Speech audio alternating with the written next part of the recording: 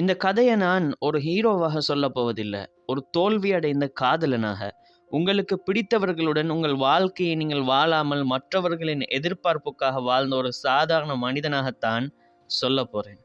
இந்த கதையை நான் சொல்லும்போது என்னோட குரல் நடுங்கலாம். ஏன்னா இது என் வாழ்க்கை, நான் வாழ்ந்த வாழ்க்கை, நான் வாழ முடியாமல் போன வாழ்க்கை. என் பெயர் முக்கியமில்லை. ஏன்னா இந்த கதையில் நான் ஒருத்தன் மட்டும் இல்லை, நீங்களும் நானும். இந்த சமூகத்தில் பிறந்த நிறைய பேரும் இதே கதையில் தான் இருக்கும். சின்ன வயசுலேருந்தே நீ நல்ல பையனாக இருக்கணும், அப்பா சொல்கிறத கேட்கணும், அம்மாவை ஏமாற்றக்கூடாது, சமூகம் என்ன சொல்லுதோ அதுதான் சரி, இந்த விஷயங்கள் எல்லாமே எனக்கு சொல்லி கொடுத்தாங்க.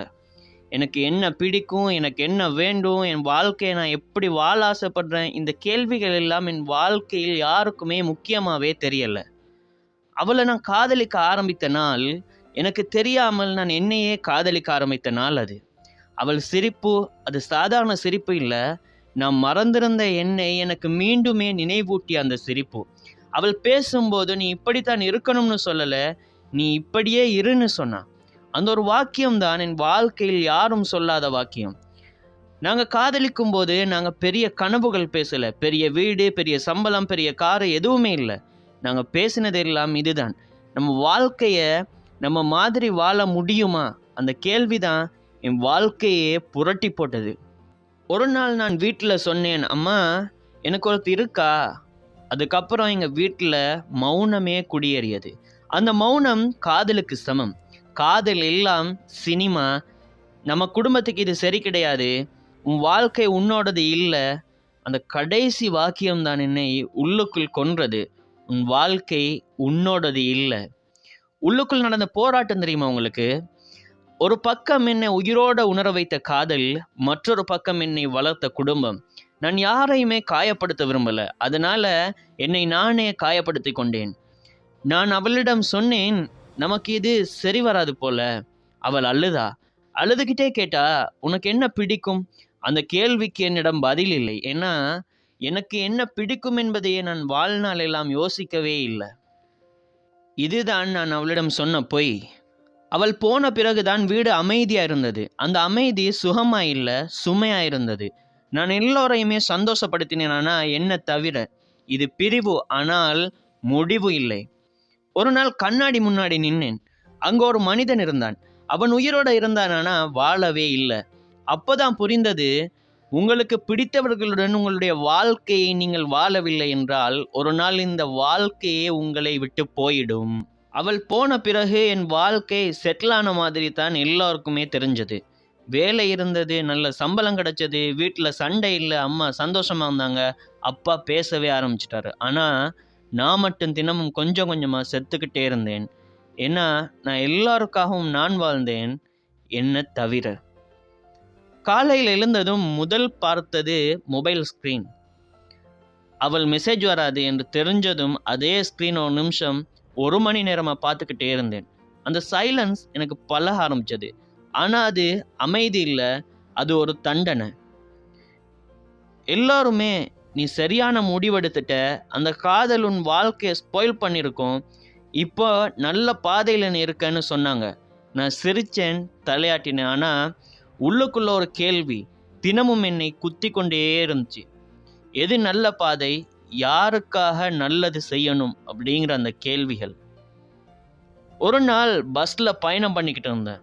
எதிரில் ஒரு வயசான தம்பதி கைப்பிடிச்சிருந்தாங்க.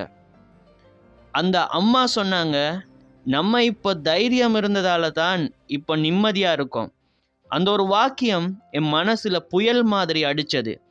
நம்ம தைரியம் இல்லாததால தான் என்னை இழந்தேன்.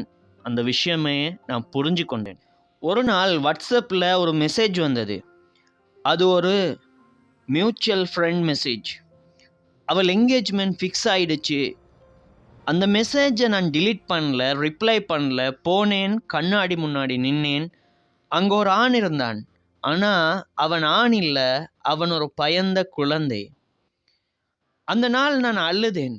ஆண்கள் அழக்கூடாதுன்னு சொன்ன எல்லா விதிகளையும் அந்த இரவுகள் உடைத்தேன். நான் உன்னை காதலிச்சதுக்கு வருத்தப்படதில்லை, உன்னோட வாழ தைரியம் இல்லாமல் போனதுக்கு நான் வருத்தப்படுகிறேன். அதே இரவு எனக்கு ஒரு மெசேஜ் வந்தது அவளிடமிருந்து. நீ சந்தோஷமா இருக்கியா? அந்த ஒரு கேள்வி எனக்கு கோபம் தரல, வலி தந்தது. நான் ரிப்ளை பண்ணினேன், இல்லை, ஆனால் எல்லோரும் நான் சந்தோஷமா இருக்கேன்னு நினச்சிட்டு இருக்காங்க. அவளோ டைப்பிங் டைப்பிங் டைப்பிங். பிறகு வந்தது, நீ ஒரு நாளாவது உனக்காக வாழ முயற்சி பண்ணு. நீ நல்ல மனிதனானா உன்னை நீ ஏமாத்திக்கிட்டே இருக்க. அந்த மெசேஜுக்கு பிறகு நான் அவளை டிஸ்டர்ப் பண்ணலை. ஆனால் அவள் சொன்ன ஒரு வாக்கியம் என்னை விடவே இல்லை, உனக்காக வாழ். இப்படியே நாட்கள் கடக்குது. நான் யோசித்தேன் ஒரு நாள், காதல் பாவமா? குடும்பத்தை மதிக்கக்கூடாதா? அப்படின்னா என்னை மதிக்காமல் வாழ்கிறது சரியா? ஒரு நாள் நான் டைரியில் எழுத ஆரம்பித்தேன். முதல் லைன், எனக்கு என்ன பிடிக்கும். 10 நிமிஷம் 20 நிமிஷம் ஒன்றுமே வரல. அந்த இடத்துல தான் நான் புரிஞ்சேன், என் வாழ்க்கை முழுக்க மற்றவர்களோட விருப்பங்களை தான் வாழ்ந்துட்டு இருக்க. அந்த விஷயத்தை அந்த நாள் நான் ஒரு பெரிய ரிபிலியன் எதுவும் பண்ணலை. அம்மாவிடம் சண்டை இல்லை, அப்பாவிடம் கத்தல் இல்லை. ஆனால் என்னிடமே ஒரு வாக்குறுதி எடுத்தேன், இனி என் வாழ்க்கையை நான் தான் வாழ போகிறேன். நான் எடுத்த முதல் முடிவு ஒரே நாளில் எல்லாத்தையுமே மாற்றலாம். ஆனால் அது மெதுவாக ஆழமாக என்ன நான் திரும்ப கண்டுபிடிக்க ஆரம்பித்த நாள். உங்களுக்காக நீங்கள் வாழ ஆரம்பிக்கும் போது உலகமே உங்களுக்கு எதிரியாக மாறும். கதை சொல்லவா? கேளுங்க. அந்த நாள் காலை நான் அலாரம் அடிக்கிறதுக்கு முன்னாடியே எழுந்தேன். ஏதோ ஒரு பதட்டம் இல்லை, ஏதோ ஒரு துயரம் இல்லை, அமைதி. பல வருடங்களுக்கு பிறகு எனக்கு பயம் இல்லாத ஒரு காலை. முதல்ல மாற்றத்தை என் நண்பர்கள் தான் கவனிச்சாங்க. டேய், நீ இப்போ ரொம்ப குவைட்டாக இல்லாமல் கிளியராக பேசுகிற. முன்னாடி எல்லாத்தையுமே எஸ் சொல்லவ, இப்போ நோ சொல்கிற. அவங்க அதை ஈகோன்னு நினச்சாங்க. ஆனால் உண்மை என்னென்னா, அது ஈகோ இல்லைங்க, உண்மையான செல்ஃப் ரெஸ்பெக்ட். ஒரு நாள் அம்மா, அந்த வேலை உனக்கு சரியாக வராது போலன்னு சொன்னாங்க.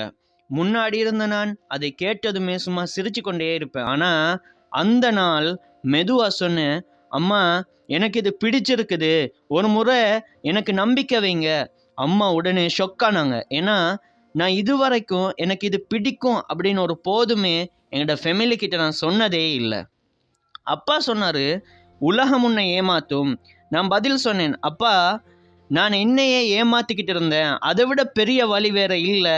அந்த வாக்கியம் என்னை விட அவர் அதிகமாகவே பாதித்தது. இன்னொரு உண்மை சொல்லவா, அவள் நினைவு இன்னும் இருந்தது. ஆனால் இப்போ அது காயமாக இல்லை, அது கோபமாக இல்லை, அது ஒரு நன்றி உணர்ச்சி. என்னை நான் தேட ஆரம்பிக்க காரணமானவளே அவள்தான். முன்னாடி தனிமை என்னை கொன்றது, இப்போ அதே தனிமை என்னை கட்டி எழுப்ப ஆரம்பித்தது. நான் கற்றுக்கொண்டேன்.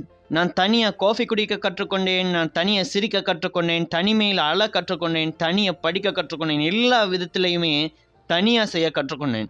தனியாக இருப்பது தோல்வி இல்லை, அதுதான் செல்ஃப் கனெக்ஷன். ஒரு சின்ன பையன் என்னிடம் கேட்டான், அண்ணா நீ என்ன ஆக ஆசைப்படுற? நான் சிரித்தேன். சந்தோஷமாக இருக்கிற ஒரு மனிதனா அப்படிங்கிற பதிலையுமே அந்த பையன்கிட்ட சொன்னேன்.